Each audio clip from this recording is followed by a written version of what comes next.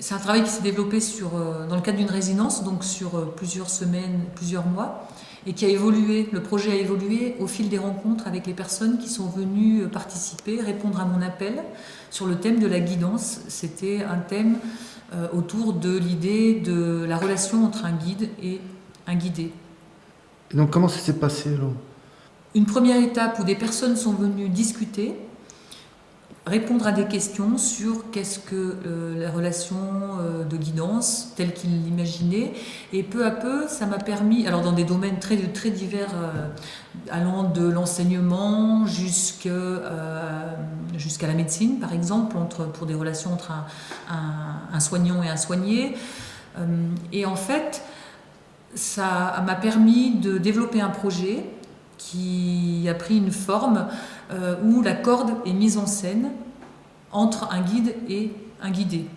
Donc j'ai fait un appel à participation où les gens venaient à deux, un guide et un guidé, et où je leur ai demandé de mettre en scène la corde, une corde bleue, graphique, qui symbolisait le lien qui les unissait. Donc on a fait des photos en contexte, par exemple dans le cabinet dentaire pour un dentiste et son patient, ou encore dans une salle de classe pour un enseignant et ses élèves, ou encore dans un bureau pour une relation entreprise-entreprise. Et ensuite, j'ai proposé un deuxième pan, un deuxième travail qui a consisté à jouer sur l'idée que finalement, dans toutes les discussions que j'avais eues, c'est issu des discussions que j'ai eues, où il y avait un mot-clé qui était l'autonomie. Un guide souhaite que finalement son guidé devienne autonome, finalement qu'il recouvre sa liberté. Et donc j'ai proposé des lancers de cordes, à savoir que chaque personne est seule, tandis que dans la photo de contexte, les personnes sont reliées par cette corde dans un contexte qui les unit.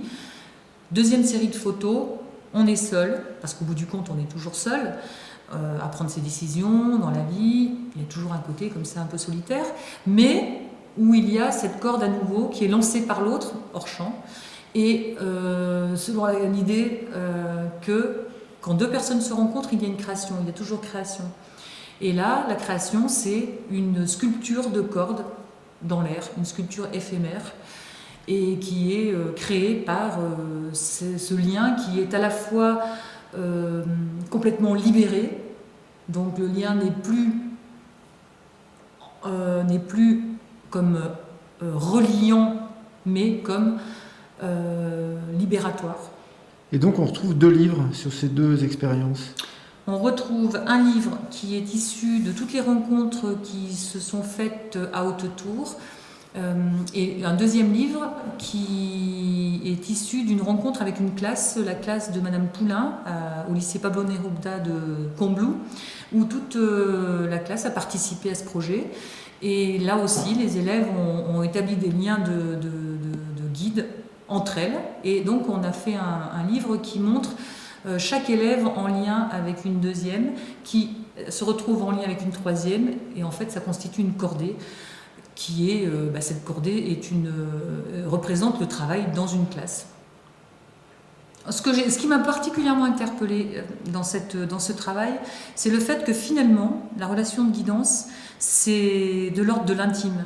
Et c'est pas si évident que ça de demander. Autant les personnes peuvent parler facilement de ce thème, du fait qu'on est tous guidés, qu'on est tous guides ou guidés, consciemment ou inconsciemment, autant c'est beaucoup plus difficile parce que intime, ça fait appel à quelque chose vraiment de personnel et de secret, finalement, de venir à deux et de dire c'est mon guide, c'est mon guidé. C'est quelque chose qui a émergé et qui montrait que c'était de l'ordre de l'intime, plus que je ne l'aurais imaginé. Et ce travail va rester à Saint-Gervais combien de temps? Jusque fin mars. En fait, l'exposition démarre aujourd'hui, 4 février, jusque fin mars.